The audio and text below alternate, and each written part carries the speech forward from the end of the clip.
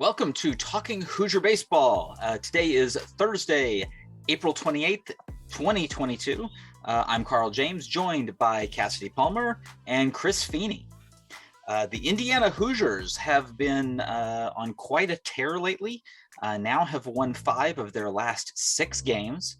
Since we last podcasted, they've won 4 of 5, including taking the Nebraska series with 8-7 win on Friday, 8-1 win on Saturday. The one loss on the week was the Sunday game to Nebraska, which Indiana lost by a score of 7-19. Then the Hoosiers had their annual game, which is first time in 3 years, though, went up to Victory Field in Indianapolis, this time facing off against the Butler Bulldogs in their home city. Indiana won that quite handily, a score of 9-1. Then traveled to Normal, Illinois to take on Illinois State. Indiana won that one too by a score of 3-1. You might see a theme there. The last 3 wins, the team has only given up 1 run. Oddly enough, in the past week, the team, in the 5 of 6, the team has given up 14 runs in the wins and gave up 19 runs in the loss. Yeah. But clearly things are trending in a much better direction than they were before. So we'll get into some conversation around why that is, and kind of look at what is up ahead as Indiana now has a series with Illinois, which will now start at noon tomorrow, Friday. And then we'll travel to Michigan the week after that, as well as a midweek. They have 2 midweeks left, both against Red Birds, traveling to Louisville, and then hosting the same Illinois State team they just played on May 17th. The final home series will be May 13th through 15th at the BART against Minnesota. And the regular season will conclude with a trip to Iowa City, the Thursday through Saturday, May 19th through 21st. The question then, of course, is, will that be the end of the season, or will the Hoosiers qualify for the Big Ten tournament? Another topic that we will get into today. So I'm going to, since we haven't talked to him in a little while, I'm going to let Chris kick it off to discuss what the team has done as of late. Thanks, Carl. I mean, definitely the improvement of the pitching is the big piece. I think everybody knows it. You know, we're not letting games and innings and everything just snowball and get attacked, and all of a sudden, the game's over. We've seen much different pitching, and that's really what has improved this. And it's funny, we're used to, at this point of the season, wondering if we're going to get into the tournament. Not that tournament, no. But obviously, at least we have this. You know what I'm saying? I don't think 10 days ago I've been texting you like I was the other day or last night. Like, do we have a shot at this thing? Like, how many wins do we need? And it felt good. It really did. 5 out of 6 wins. Sunday got ugly, but you know what? I think we pushed to win that series when we knew we could on Saturday, and that's the way you got to do that. You know what I mean? You can never assume a sweep. I know Kyle Schwarber wants sweeps. This ain't that this year. So when we could get the series out of that, it was beautiful. Hitting Indy, going on the road and getting that one too, back-to-back midweeks. And then, I mean, it's 5 out of 6, really, if you go back, And is it impossible to get into the Big Ten tournament? I don't think so. I really don't. Not with the way we're pitching, not the way that we're competing. I mean, the football scores are over, except for that one Sunday. I got that. But it seems different. I mean, the team seems different. The coaching staff didn't let this thing go away. And I feel like it was there. It was there for this thing to get out of control. And I feel like whatever they did, they reined it in. They figured it out. A lot of credit to the pitching coach and to Coach Mercer. I don't know what they're doing. Obviously, it's very different, though. You said last night, what was there? Just 2 free passes? Was it 1 hit, 1 walk? Yep. I mean, we were lucky to get that in an inning. Let's be honest. Yeah. So, I mean, and those really didn't even come in the same inning. See? So everything seems different. And of course, it's not what we're expecting, right? We're not looking at the the RPI. We're not looking at the prognosticators at the brackets. Okay, but you know what? Let these guys eat some steak, and that's what I want. I want them to eat some Omaha steaks in the Big Ten tournament, and we'll see where we go. Yep, and I think another point in that is, it's not always been exactly like last night. Victory Field was not like that. But what was different was, Tucker and Bothwell, while they did give up some free passes, they did throw a lot of balls. Mm-hmm. They, to your point, Chris, they didn't let it snowball. They threw balls, but they didn't snowball. So they would give up a walk, and then get an out. Mm-hmm. Yeah. And those walks were spread around multiple innings. And then they got into a couple jams, and then they pitched their way out of them. Mm-hmm. I mean, I feel like the weekend was like that too. No, I mean, we were giving up some. I think we hit some guys, we walked some guys against Nebraska, but we really reined it in when we had to. And even when I thought Friday was getting out of control, we figured that out, and that's all that matters. You win by 1, you win by 10. It's the same thing when we get killed, right? Yeah. The freaking Purdue game, 17-0. It was 1 loss. Yep. It was awful to be there for that. It was freezing cold and we got smoked, but it was 1 loss. And sitting there on the Sunday of Purdue, right, in that crazy game, we still had a chance to win that series, even though we lost 17-0 30 hours ago. Yeah. So I think they're really focusing on no short-term memory. Mm-hmm. I'm surprised how they're doing it. I got to be honest. I kind of thought that with such a young team, it was going to get out of control. Mm-hmm. But it didn't, and it's not. And no one can speak for the next, 12 Big Ten games. Obviously, we don't know. But to be sitting here with a chance, I'm grateful that they were able to put up the short-term memory, rein it in, and we'll see what happens. Yep. Very good. Okay, well, I guess I will go ahead and talk a little bit about that. Taking a look at what needs to happen in order for Indiana to make it to the Big Ten tournament. I will stress that this is likely not going to be an easy run. As I said, I've gone back. Typically, the one thing you can almost guarantee is a team with a 500 record is going to make this. That would require IU going 8-4 down the stretch, and that would require essentially winning each series with a 2-1 series win. Again, you could trade, for example, a sweep of Minnesota with 1 series loss that's only 1-2. But you know what? Maryland wasn't able to sweep Minnesota. So I can't sit there and say, hey, you can't bank on something like that. Mm-hmm. And at this point, I'm confident that this team is capable of winning every series. Will they win every series? That's different question. That's a different question. Exactly. It is a different question. It's not something that you would say as an objective observer to expect. Mm-hmm. So again, I think we're talking about a possibility. We're still not quite talking about a likelihood. A 4-8 record, that is a big, that is a lot to climb out of, especially when you look at the schedule, and the teams that Indiana is chasing have either a very similar schedule or in most cases have an easier schedule to go with. So Indiana needs some teams to play spoilers. That's all. Yeah. I mean, it's happened before. It gives them a reason. These spoiler teams, and I've seen it happen to the Mets. Trust me when I tell you. These guys have nothing to play for, but then they get put in a series against the team playing for something, and they just jump up a level because they're playing meaningful baseball. Might not be meaningful for them, but it's meaningful for the other team. So we got to root for some upsets. I'm looking at the standings here. What is that? First, second, third, fourth, fifth. All right. Top 5 has 8 wins minimum. Right. So, all right. That's probably not going to get there. But then the rest is 6, 7, 5, 4, 4. And one of those 4s is us. Mm-hmm. So I feel like to get into 6, 7, 8 is not impossible. Yep. So essentially, Indiana needs to basically pass 2 teams. I think, in my opinion, based on the schedule, I think Penn State and Purdue are the most likely. Purdue has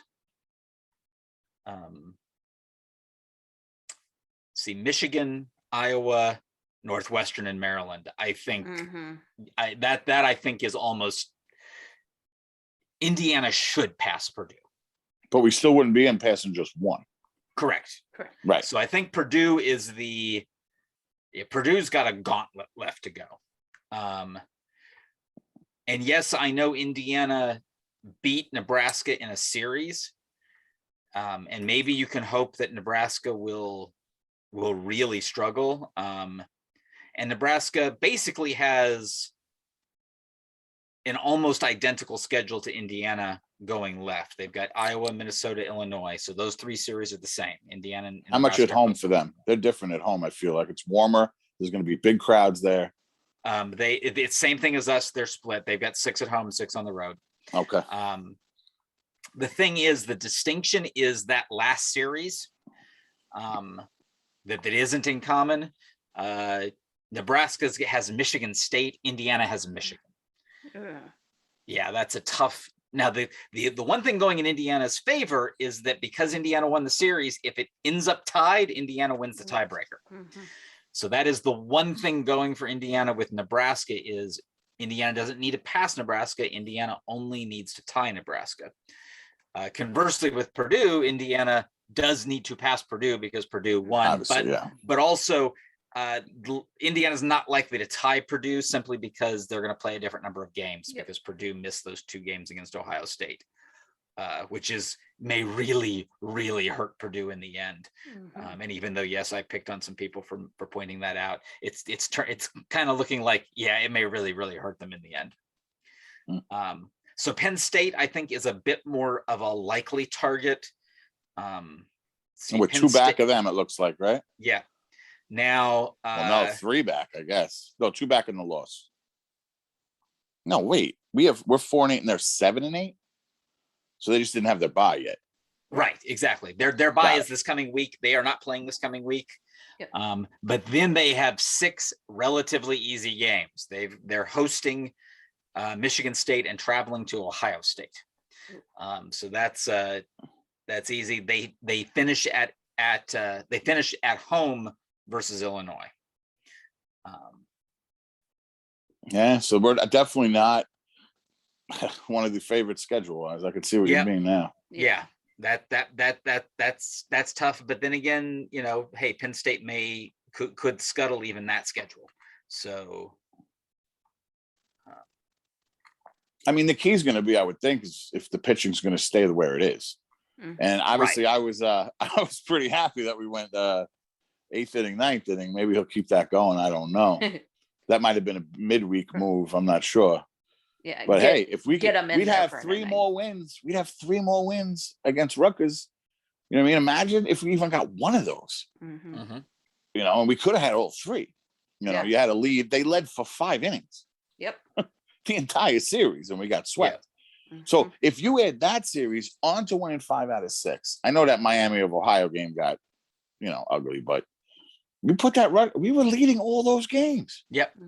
So this is longer of a stretch of good baseball than even just the 5 out of 6 wins. Oh yeah. Because we were trailing 5 innings against Rutgers total. Yeah. And lost all 3. So I mean, if you just wrap this up entirely, I think a lot has to do with the freshmen, though. I was mentioning that last night. We saw that happen last year, right? We were sitting there with our eyes open to the NCAA tournament at the end of last year, right? With 2 weeks to go. And we hit a lot of freshman walls. So that's obviously something we need to keep our eyes open about. We have a lot of freshmen on this team that contribute big time. Yeah. Well, and even honestly, just looking at some of the, maybe not just freshmen, but some of the younger pitchers, we're seeing some of the inconsistencies that come with being younger, being less experienced. I mean, very, very seesaw-like. You have Hayden, who went 2 innings against Nebraska, gives up 4 earned runs, 4 walks. And then against Illinois State, 4 innings, no earned runs, no walks, 5 Ks. You've got Grant Holderfield in the 2 games against Nebraska. He had the 2 appearances, 4 innings, 4 earned runs. He did have 8 Ks in that. So when he was on, he was really on.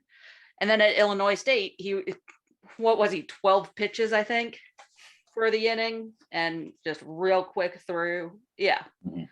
Yeah. And even someone like Jack Walker, who I know he's not technically a freshman, but Been impressive lately. Functionally, he's a freshman. Yeah. 2 innings against Nebraska, 5 earned runs, 3 walks. 3 innings against Illinois State, no earned runs, 1 walk, 5 Ks. You're seeing these guys, they're starting to figure it out. They're just not quite there to figure it out every time or close to every time. But they're getting closer, which is huge. And honestly, I think that's the difference down the stretch. Well, you missed one guy. One guy seems to be a big piece that we have back that we thought we always had in Bothwell. Yes. Yeah. Well, I was looking at the youngins. Oh, sure. But part, I think that's yes. one of the main pieces. Yes. Remember, we went into this season assuming Bothwell was going to be a step above what he had Yes. become. Yes. And instead of an improvement, he actually went down. And I think he would admit that if you asked him, right? Yeah. But now having that extra piece in the mix, I think is a real big key going down the last 12. Not that I don't count the midweeks, but obviously, let's be real, the main important games are the Big Ten games now. Yeah. Yeah. Yeah. Yes, but I think the midweeks still are important from a development perspective. And Of course, but not to get into the tournament, obviously. No, not to get into the tournament. But I mean, I'm honestly extremely impressed that they've gone 3-4 in 2 straight double midweeks. Yes. Of course. Absolutely. Given the depth issues with pitching, the fact that they have been able to accomplish that is remarkable. Well, it helps if you only throw 2.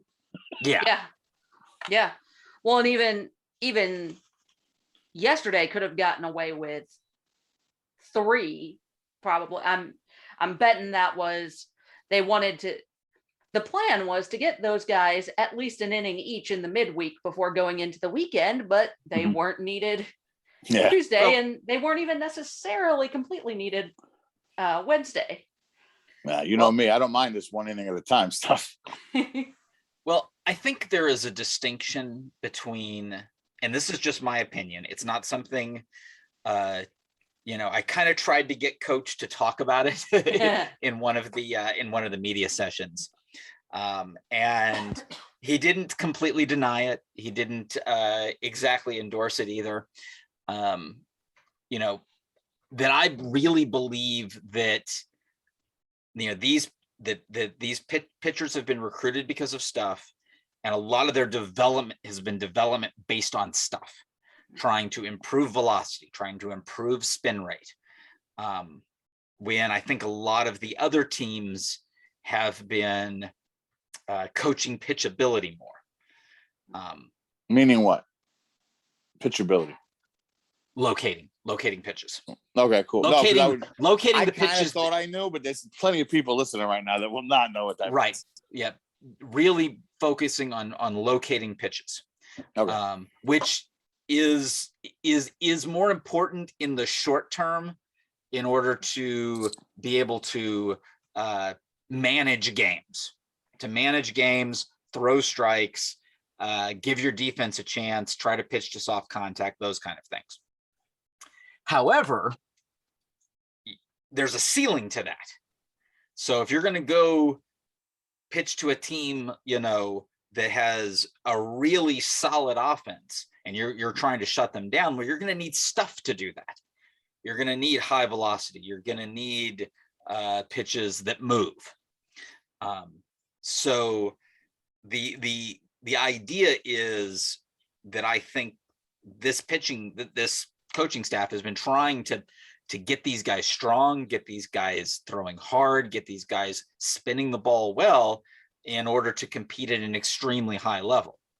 But early on, the sacrifice in that was that without spending a lot of time focusing on locating pitches, we've ended up what we've had, which is a combination of very high strikeout rates paired with the number 5 hit by pitch in the whole country.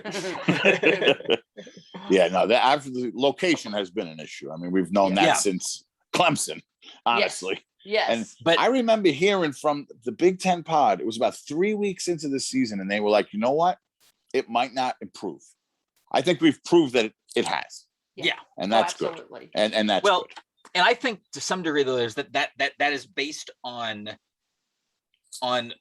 looking at a lot of past programs. For example, Minnesota last year. Mhm. Yeah. It's just like it never got better. It was No. bad and it never got better. I think the distinction here is there was something clearly broken there. Mhm. That is what we saw. There was something broken with that program. I don't know what it was, but something was broken.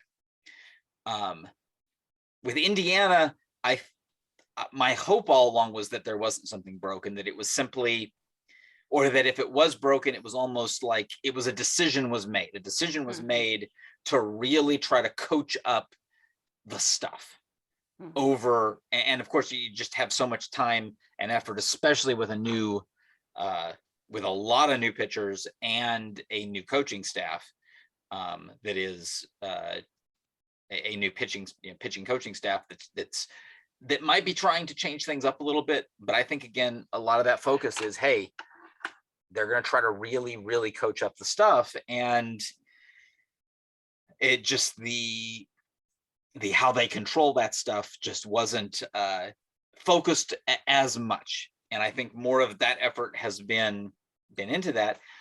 And maybe with some guys, it's been a little bit okay. Yes. And the example I'm going to give is Ty Bothwell.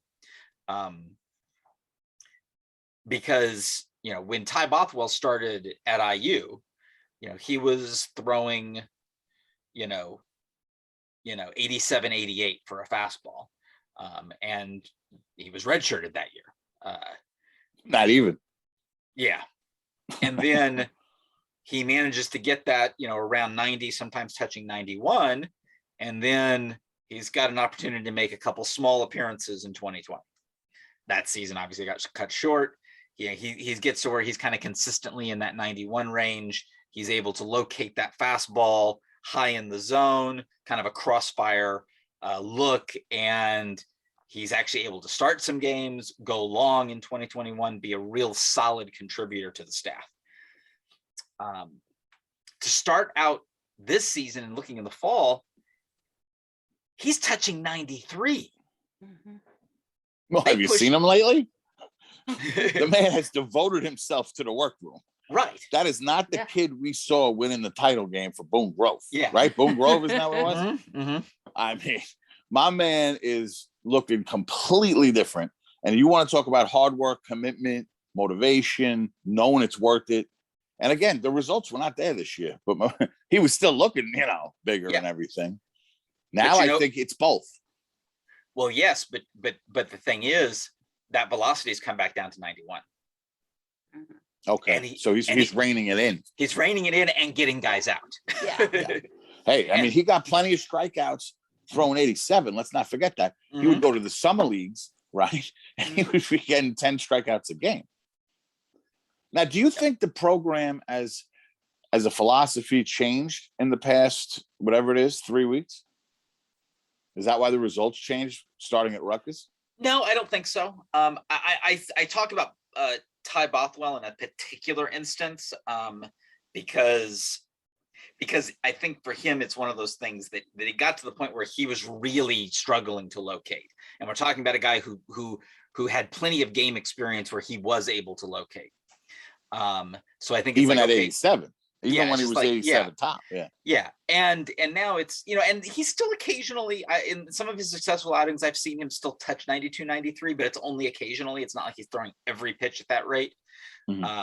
It's one of those, okay, yeah, absolutely. Try to see if you can get the stuff to work. But if you can't, then dial it back a little bit and make sure you get the ball where you need to look. The location's more important for getting guys out right now than necessarily the stuff, but you're still going to make attempts to try to get the stuff up there. I think that may be where the philosophy is changing a little bit. It's sort of like, okay, we're still going to make a good attempt to try to get a really, really good pitch with really good stuff in. And if you can't do it, then, okay, now we need to dial it back just a little bit and try to locate a pitch. And then try to identify what pitches are being located. To that point, things didn't go great on Sunday, but when a big piece of that was that group of pitchers was struggling to locate fastballs. So when things got a little rough with that, then they went to the breaking pitches and were throwing more strikes with them.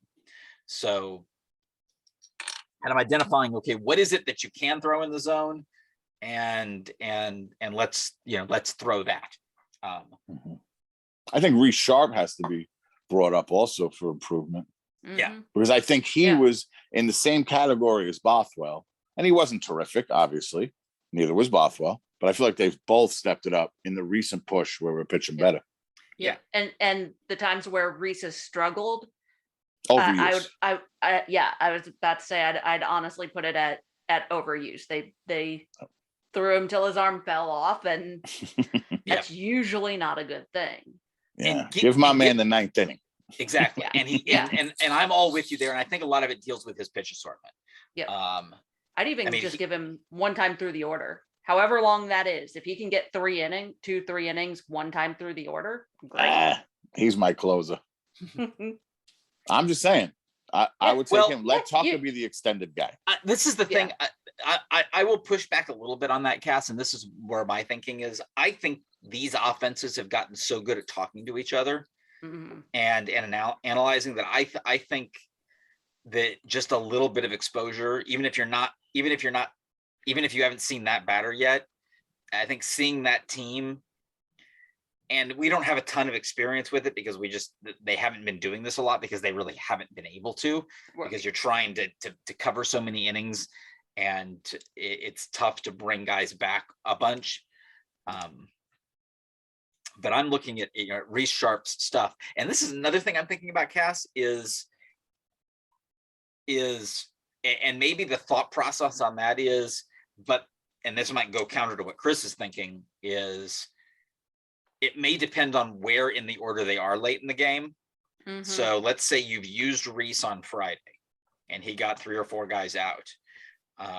Then either Saturday or Sunday, an opportunity comes up to use him. It may be that you use him in the 8th because the guys he didn't face on Friday are up. It's like, well, you know what? Yeah. We'd rather him not face the same group that he faced the day before. So we'll use him in the 8th and then flip and then use Holderfield against the group that he didn't face. So that instead of one time to the order, it's a question of, okay, well, you face these groups on this day, then later in the series, you can face that same team, but a different or part of the order to be effective in a very short stint, because his stuff is so good. He spins the ball so well. He throws it hard. He spins it well. He's got elite stuff. And in a short stint, he's just unhittable.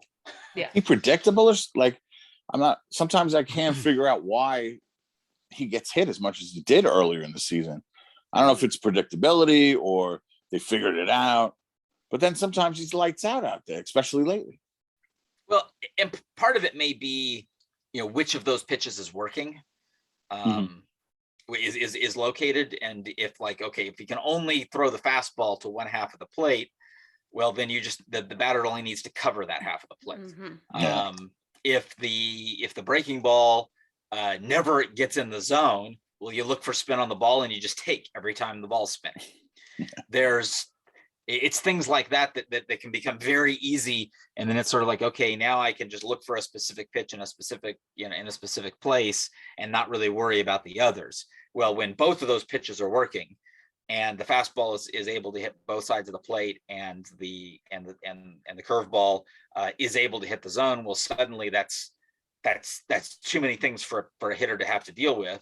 So they're having to sit on it and then adjust to it. And then what do? You kind of half swing at something and you end up with a cheap ground ball that's an easy out. Or a Mike Trout triple. How crazy was that? Oh, man. Oh. Check swing triple that guy got. That was insane. So, and again, this is just this is what I'm thinking I'm seeing. I admit I could be completely wrong on all of this, but I have seen this team pitch a lot, and that's the impression I'm getting, is that they're making minor adjustments, not completely changing the philosophy. I don't think they're completely changing the philosophy. I think they are making adjustments, and it's okay. Now, based on the situation we're in, what we've seen, we need to find a way to make a pitch that works here. So in this scenario, we're going to make a slight adjustment and try something that we think is going to work. And hopefully, to your point, Chris, they're taking a look at or actually to Cass, because you were talking about how we've seen different types of outings from these different guys. And the idea is like, okay, well, what you did against Illinois State worked.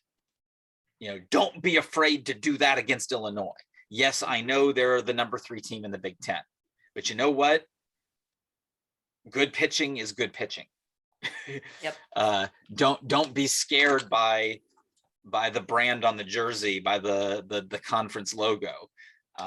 These are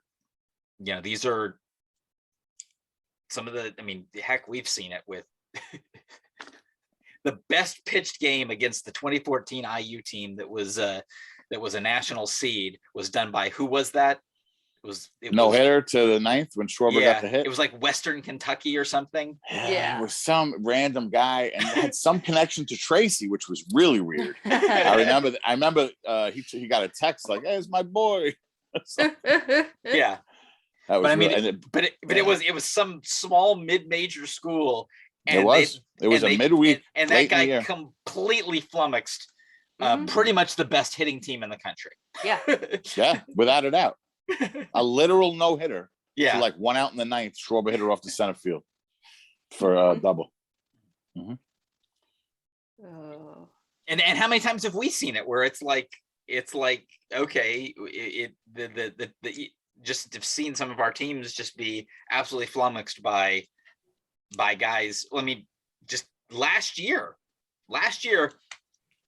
after that 2-game series, just absolutely running over Illinois, they come back 3 weeks later to play that Monday night game. Oh, with like 5 different pitchers. 5 different young pitchers. I remember. Yeah. And they just absolutely shut our guys down. Yep. And that game shouldn't have got canceled on Sunday. Let's not forget.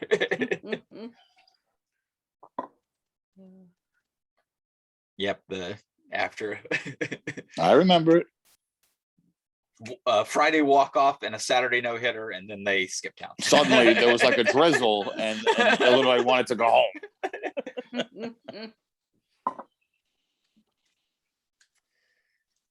All right, so we've discussed the situation in the Big Ten. We have discussed the pitching just in general, the improvements of the team.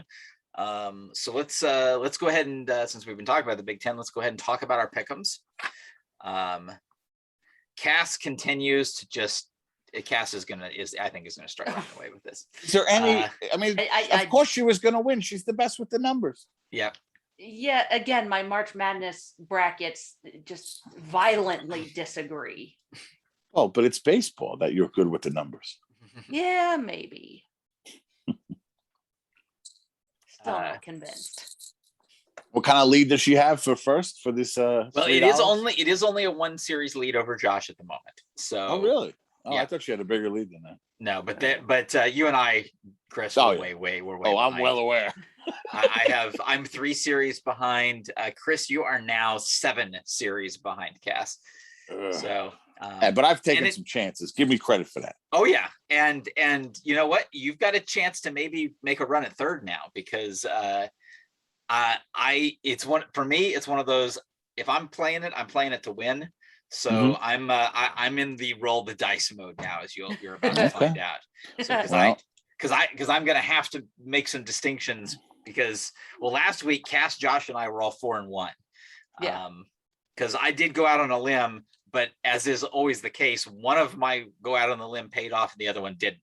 So you had that good Friday night. I saw you did good on that Friday night. Yes, because Illinois got off to a great start, and then then they tanked it. So, all right. So I guess we're going to start with Chris this time. Chris, what are your picks? All right, I'm going to go Nebraska. I mentioned it earlier. Home game, the warm weather, lot more fans. I'm going Nebraska to beat Iowa. We're going to go Northwestern to beat Maryland. I know that seems out of sorts, but I'm going with it. Now, here might be the crazy. I've done this before, and I'm going to do it again. Minnesota to take the Spartans down.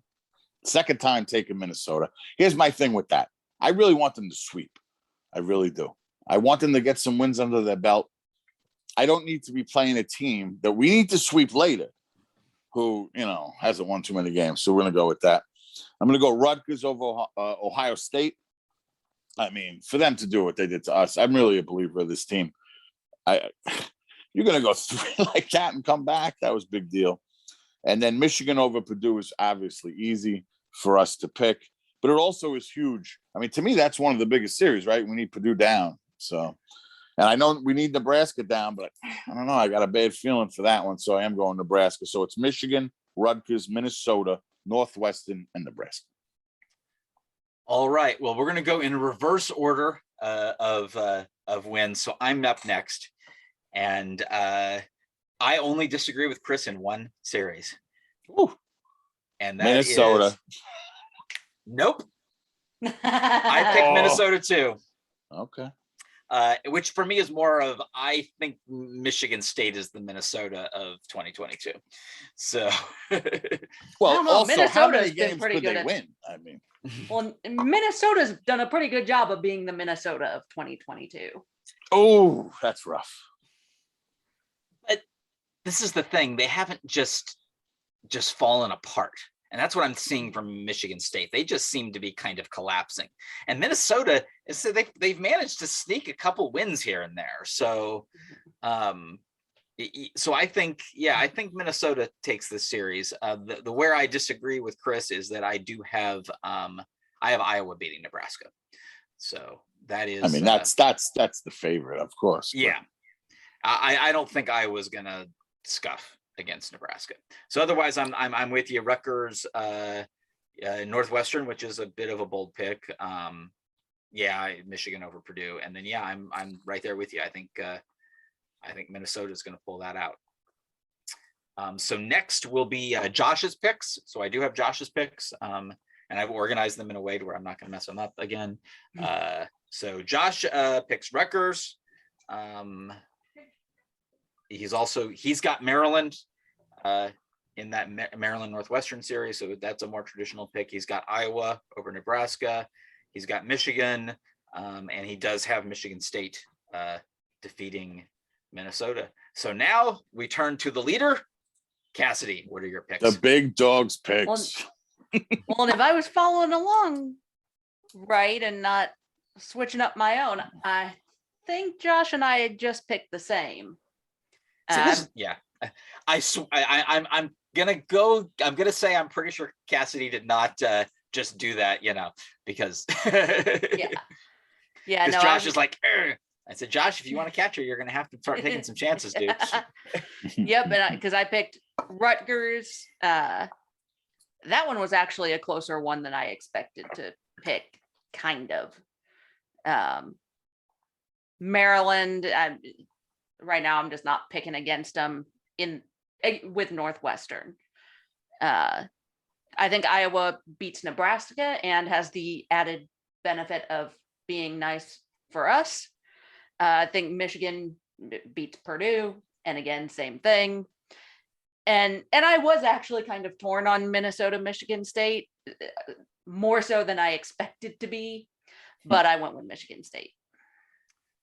All right. Yes. So Cass and Josh picked the same. So that will it's a washing. That'll continue to be a one series lead for Cass over Josh after this week is over.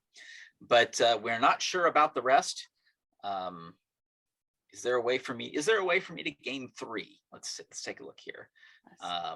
See if Northwestern beats Maryland, I gain 1. Yep. Nope, I can't gain 3. So Cass will be in the lead next week. Guaranteed. But I can catch you. No. I can only make up one game. You can make up one game. Right. Yep. So yes, Cass will be in the lead after this week. I am able to try to catch up some ground though. I could catch 2. So See, you don't have to hit a home run. Just gotta score some runs. Yep. All right, now time to hand out some hardware. Chris, who gets this week's red belts? All right, thanks, Carl. Bradley Bremer, to me, is the obvious pick. 11 strikeouts and a 3-hit performance over 6 innings. I mean, we hadn't won a series in the big, and he took it, care of it. After Friday, too, after having the lead and having them come back and then feeling like, okay, maybe this team, can put up some big stuff on Saturday, and they shut down. You know what I mean? So he gets the red belt for me for the Joey Donato Award. For the Alex Dickerson Award, and it's not a good day for the Alex Dickerson Award. He was DFA today. Hopefully we can get him back on our club soon, or pass through waivers, whatever the case. But Josh Pine, okay, 3 triples, hitting 444 for the week. The 29 game on base streak continued through the week, and obviously, he got pulled late in that game, so we didn't get to continue it to 30. But 49 hits and 14 walks in 40 games for a freshman. Mm-hmm. Okay. I mean, we knew this kid was legit weeks ago, but when you look at that, 49 hits and 14 walks in 40 games, he's hitting 306. All right. Obviously, I hope we continue the hot streak for him, plenty of action for him, the rest of the season. But Josh has been so impressive, and he gets the Alex Dickerson Award for the week. Max Johnson, okay, for the Tony Butler Award. If I didn't take Max Johnson, I think Carl would have kicked me back off after missing a couple of weeks. But I remember this kid, man. He's Mason Comets, Ohio. When he was coming up as a prospect, when he committed, he was getting elite rankings defensively. Okay. Now I looked it up. Josh Pine, all right, committed November 2017. Max Johnson commits November 2018. And if you ask me, that's the future of our left side of the infield. And to think that we're talking years ago that these guys committed to wanting to be Hoosiers. And Max Johnson ain't even from Indiana, let's be honest. But he knew that this is where he wanted to be. All right. He was a starter on his as a freshman on that high school team. I remember this. All right. And that's a big time program. The Mason Comets have had MLB draft picks straight out of high school. So it's not like he was starting on some hodunk team that no one ever heard of. All right. Max Johnson's legit. I know a lot of people maybe didn't know about him. He didn't start the season, whether it was injury or whatever the case. Maybe we can't talk about that or whatever, but well-deserved Tony Butler Award. So we have Max Johnson for Tony Butler, Josh Pine for Alex Dickerson, Bradley Bremer for the Joey Donato for this week. I agree with all those picks. Yep. So I think I hope so, Carl. Yeah. I dropped my hands pretty clear about my feelings on defense. This kid is outstanding. Let's be honest. Yeah. It's not that we didn't appreciate what we were getting at shortstop until this point. No, and not I at all. do Not at not all. want to lessen that. I don't want to lessen that. You know what I'm saying? That's what I'm just thinking is just like I've been absolutely thrilled with what Philip Glasser has provided. Oh, and I don't want to go there. And I he's been amazing, and he stepped up in a conference that he's not used to, and the clutch aspect of it. And then I'm still not going to right now. Overall, I think Philip Glasser is the best hitter on this team. Yeah. So it was the Tony Butler Award. Yeah. Right, but as far as I'm just saying, it's still a healthy Philip Glasser over Max Johnson. And Philip Glasser right is a very, very good shortstop. Yeah. Yes. What Max Johnson has just shown over the last week, though, was just as I said, I think I saw at least 3 just wow plays. Mm-hmm. But honestly, Carl, it was expected by everybody who knew this kid. Mm-hmm. Honestly, it really was.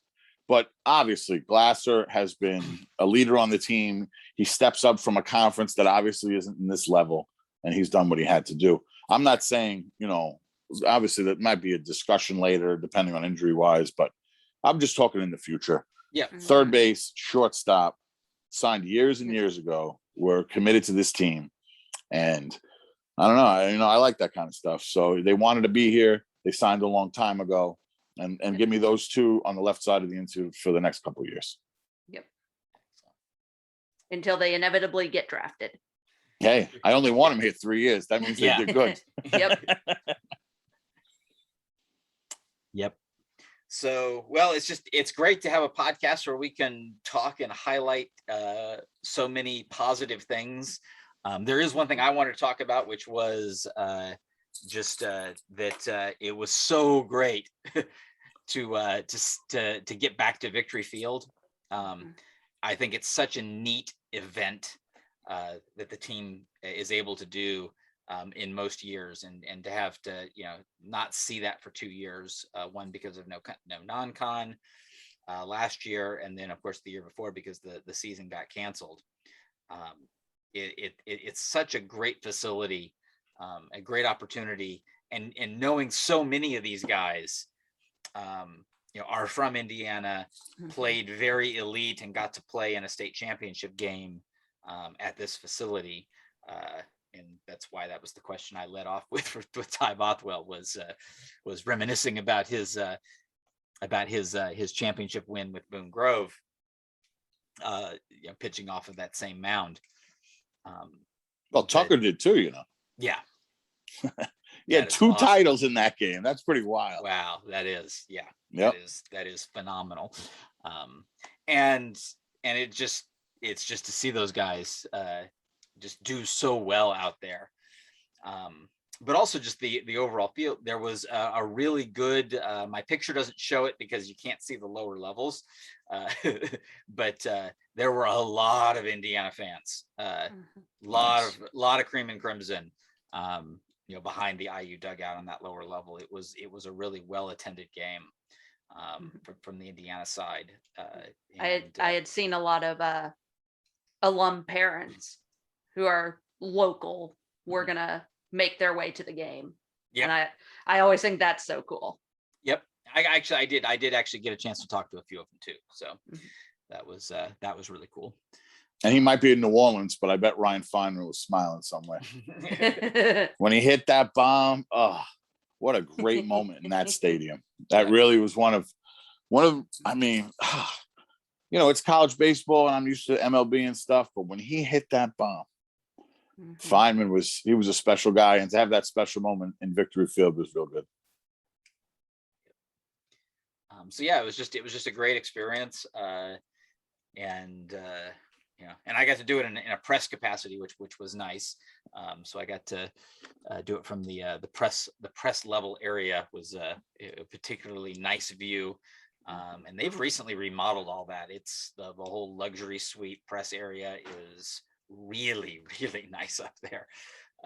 They do well with it. So and my man had a private luxury box.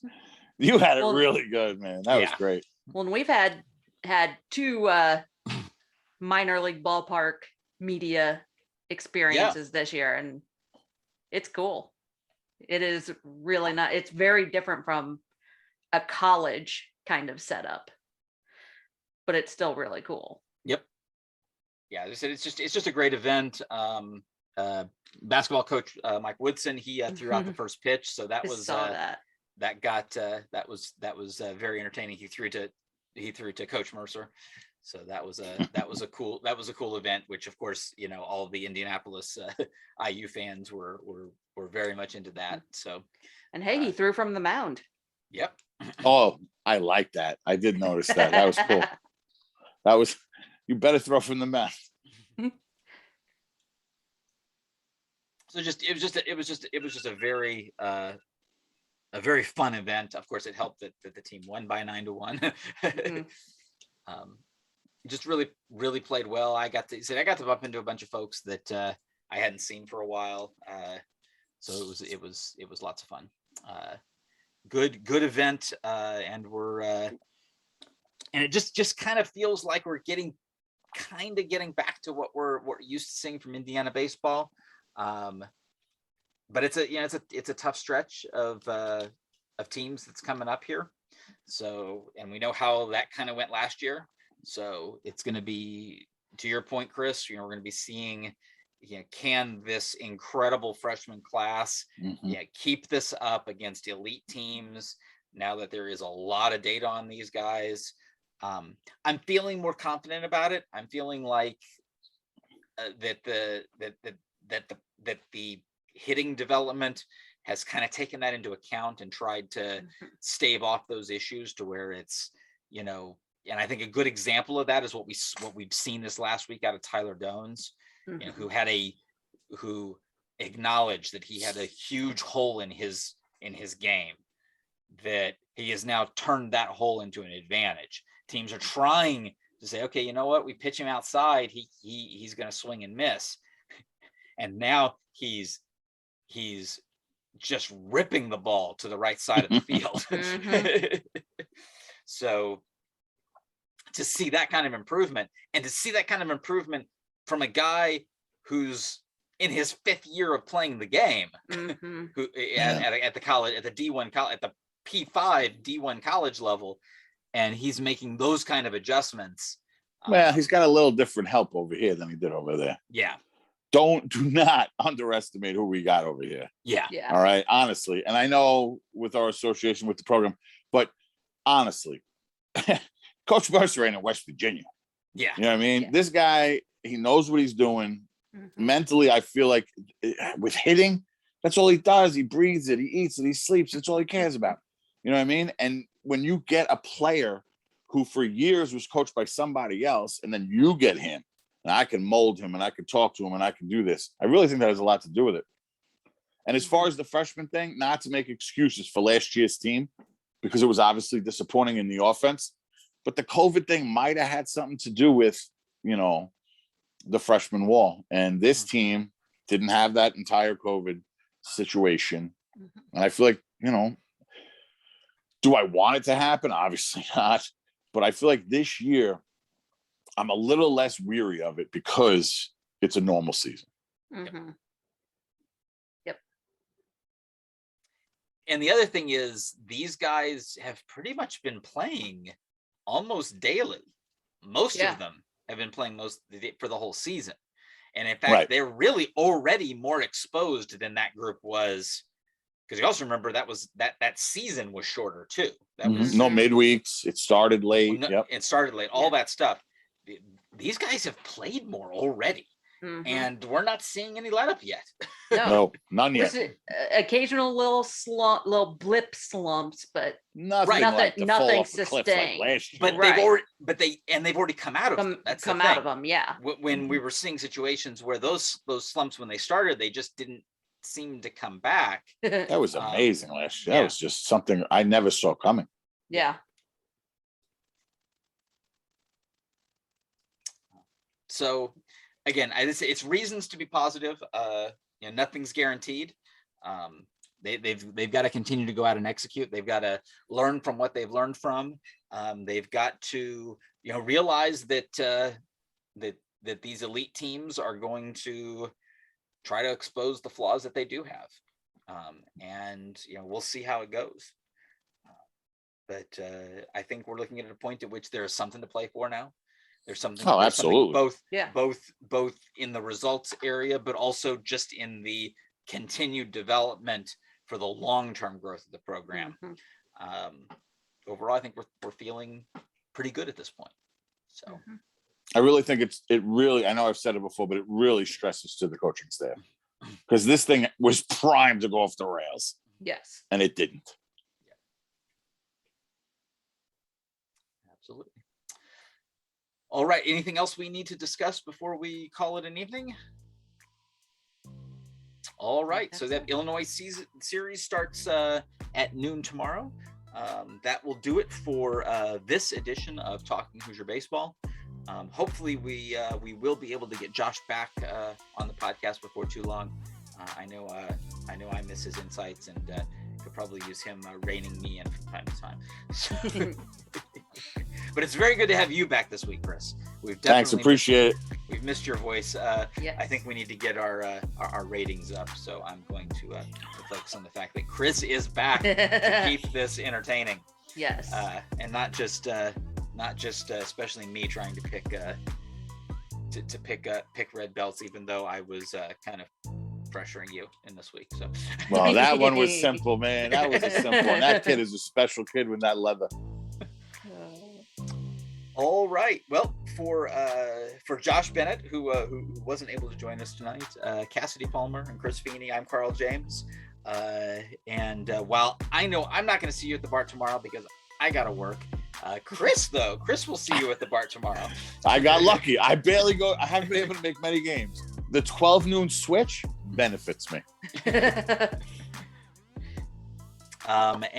I will see you if you're at the BART. I will see you at the BART Saturday and Sunday, and that's all we've got. So see you at the BART.